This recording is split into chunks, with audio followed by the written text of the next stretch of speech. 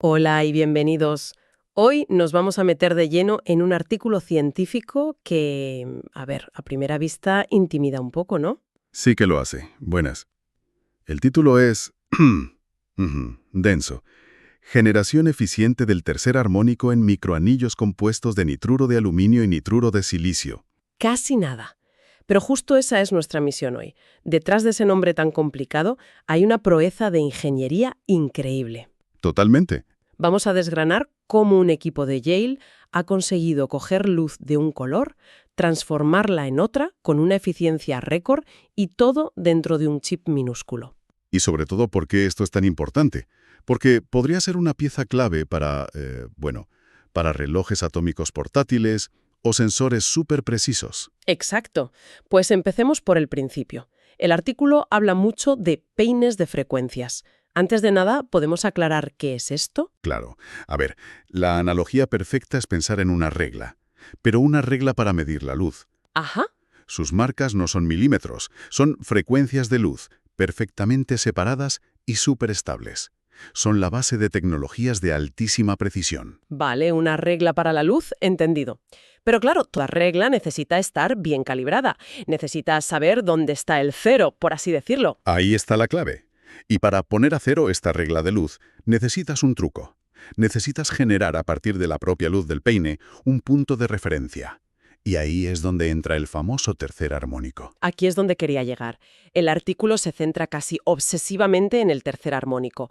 ¿Por qué es tan importante o tan difícil de conseguir? Pues es que es un proceso, de fuerza bruta a nivel cuántico. La idea es coger 3 fotones de una luz, por ejemplo infrarroja, que no vemos, Vale. y fusionarlos para crear un único fotón nuevo. Pero este nuevo fotón tiene el triple de energía. O sea, que si empiezas con infrarrojo, acabas con... Luz verde, por ejemplo. Algo que sí podemos ver. Es casi como la alquimia, ¿no? Suena increíble. Pero si es tan útil, ¿dónde está el problema? Pues que el proceso es tremendamente ineficiente. Los métodos que había hasta ahora se chocaban literalmente con 2 muros. ¿Dos? Sí, 2. El primero es lo que llaman el desajuste de fase.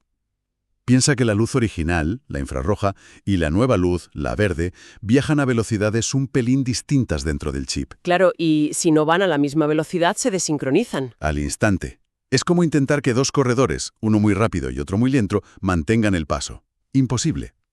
Si se desincronizan, la energía no se transfiere y el proceso se para. Vale, primer muro entendido.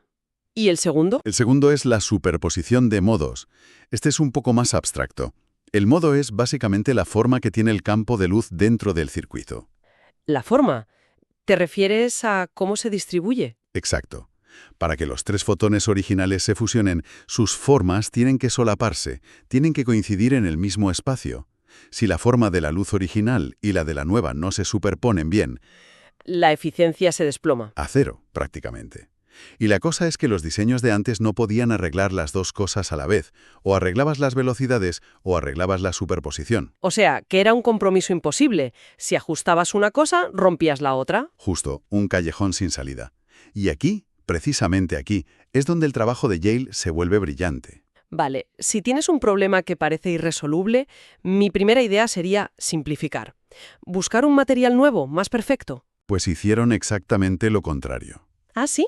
En lugar de simplificar, añadieron una capa de complejidad, pero una complejidad muy controlada. A ver, cuéntame. En vez de usar un solo material para el chip, crearon una especie de sándwich nanométrico. Una capa de nitruro de silicio y justo encima otra de nitruro de aluminio. Qué curioso. O sea que para resolver un problema de 2 variables, añaden una tercera. Exacto. Al tener 2 capas, ganaron un nuevo dial para ajustar el sistema. Ahora podían jugar con el grosor de cada capa por separado. Y eso les permitió encontrar un punto exacto. Un punto dulce, como lo llaman, donde podían conseguir a la vez que las velocidades cuadraran casi a la perfección y que las formas de la luz se solaparan de maravilla. Rompieron el compromiso añadiendo ingeniería de precisión. O sea que ya no es buscar un material mágico que no existe, sino crear una plataforma, un método de diseño que funciona. Esa es la clave. Y todo esto lo implementan en una estructura que llaman microanillo resonador. Que es, literalmente, una pista de carreras circular para la luz, ¿no? Sí, una pista de solo 40 micrómetros de diámetro. Menos que un pelo. La luz da miles de vueltas, se intensifica muchísimo y eso aumenta la probabilidad de que los fotones interactúen. Vale, tenemos la pista de carreras de dos materiales. Pero, ¿cómo supieron qué ancho exacto darle? A esa escala me imagino que un nanómetro arriba o abajo lo cambia todo. Totalmente. Y para eso usaron su mapa del tesoro, que es la figura 1A del artículo. Uf, que a primera vista es un lío de líneas de colores que se cruzan por todas partes. Parece un caos, pero es fundamental. La línea roja es la velocidad de la luz original. Las líneas de colores discontinuas son las velocidades de todas las posibles formas que puede tomar la luz nueva. ¿Y los puntos donde se cruzan? Son los tesoros, los anchos de anillo exactos donde las velocidades se sincronizan, donde hay ajuste de fase. Pero supongo que no todos los tesoros valen lo mismo. Ahí está el trabajo de chinos que hicieron. Porque la mayoría de esos cruces, aunque cumplen la condición de velocidad, tienen una superposición de modos malísima. Claro. Así que simularon cada uno de ellos. Y eso es lo que vemos en la tabla 1. Calcularon para cada cruce ese factor de superposición. Y las imágenes que ponen son muy claras. Sí, se ve perfectamente. Algunas formas son rarísimas, con lóbulos. Se ve que no encajan. Y otras, en cambio, se solapan casi a la perfección. Es un trabajo de optimización finísimo.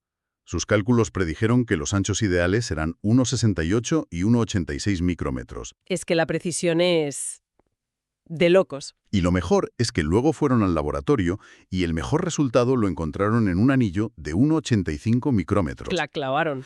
La teoría y el experimento cuadraron a la perfección. Pero esto nos lleva a la parte más artesanal de todo el proceso. La fabricación. La fabricación. Porque construir esto es un desafío enorme. Tuvieron que inventar un proceso de grabado en 2 pasos. Y no es un capricho. ¿Por qué? ¿Qué pasa con los materiales? Pues que el nitruro de aluminio se graba con el plasma químico 3 veces más rápido que el de silicio. Ah, claro. Si lo intentas hacer de una vez es un desastre. O te pasas con el aluminio o no llegas con el silicio. Y cualquier imperfección, cualquier rugosidad en las paredes del circuito, por nanométrica que sea, es como un socavón. La luz choca y se pierde. Y la eficiencia se va a pique. Mencionan algo que llaman el factor Q. Es eso. Precisamente. El factor Q te dice cómo de bien el anillo almacena la luz. Paredes lisas, factor Q alto. Paredes rugosas, adiós. Y no solo fue el grabado, ¿verdad? No. Después de esculpir los chips, tuvieron que cocerlos, en un horno, a 950 grados. 1 hora. Como si fuera una pieza de cerámica. ¿Para qué? Se llama recocido. Sirve para suavizar las imperfecciones a nivel atómico. Es como si el calor planchara las paredes del circuito. Y con eso, dicen, duplicaron el factor Q. Vamos, que el proceso de fabricación es extremadamente delicado. Un prototipo de laboratorio, no algo que se pueda producir en masa mañana. Exacto. Es casi orfebrería. ¿Los resultados estuvieron a la altura? La respuesta corta es que sí, un sí rotundo.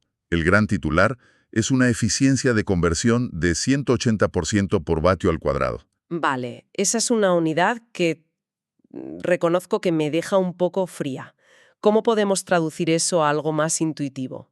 Es una buena pregunta. No es un porcentaje de eficiencia normal. Piensa en ello como la potencia del motor de conversión del chip. ¿El motor? Me gusta la analogía.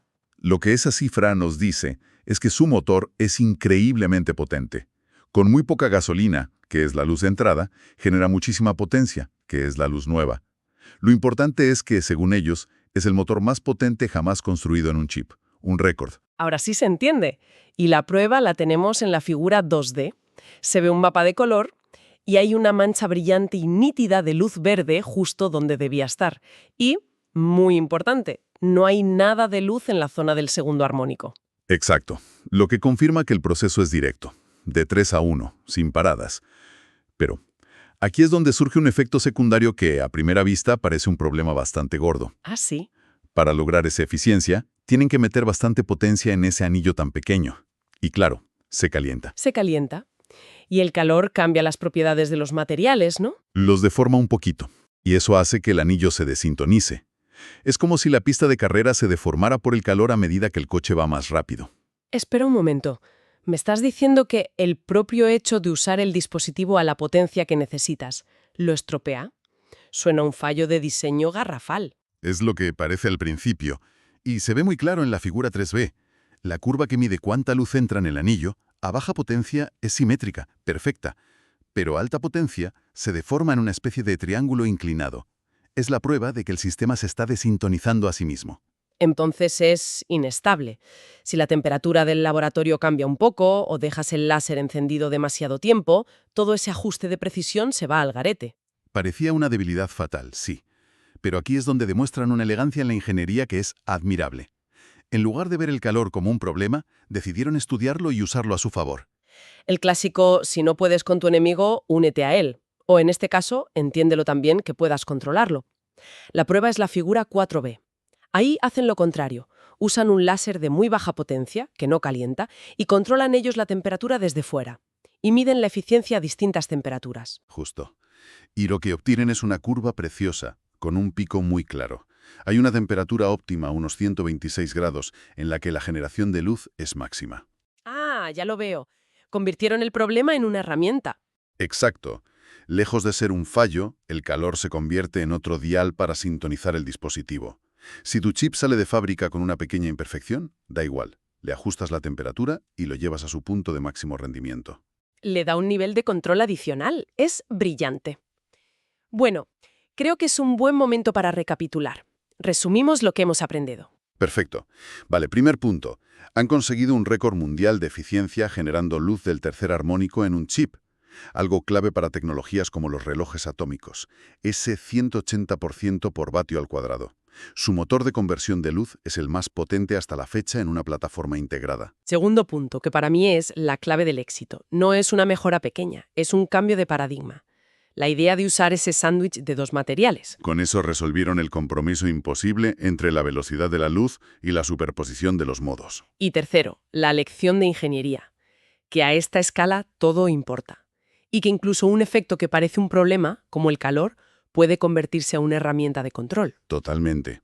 Y si conectamos esto con el futuro, lo que tenemos es una pieza clave. Abre la puerta a crear peines de frecuencia autoestabilizados, todo dentro de un solo chip. Que es el paso necesario para sacar estas tecnologías del laboratorio, para tener relojes atómicos en un móvil, por ejemplo. O sensores químicos súper sensibles. Es una tecnología habilitadora, como dices. No es el producto final, pero hace posible los productos del futuro. Oye, y esto me deja pensando en una cosa, casi para terminar. Dime. Todo el artículo se centra en optimizar el tercer armónico, pero mencionan, casi de pasada, que uno de los materiales que usan, el nitruro de aluminio, también es muy bueno para el segundo armónico. Es una observación muy aguda. El mismo grupo tiene otros trabajos con récords de eficiencia generando el segundo armónico con ese material.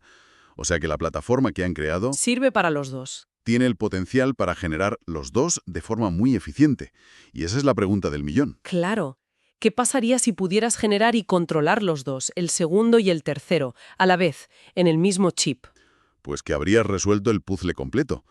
La forma estándar de estabilizar estos peines de frecuencia necesita precisamente esas dos señales. Si lo consiguen, Sería tener un reloj atómico entero, con toda su complejidad, integrado en un solo microanillo, un nivel de control de la luz que era ciencia ficción hasta ahora. una posibilidad fascinante. Seguro que ya están trabajando en ello. El próximo artículo de este grupo va a ser muy esperado. Sin duda. Muchísimas gracias por acompañarnos en este análisis. Hasta la próxima.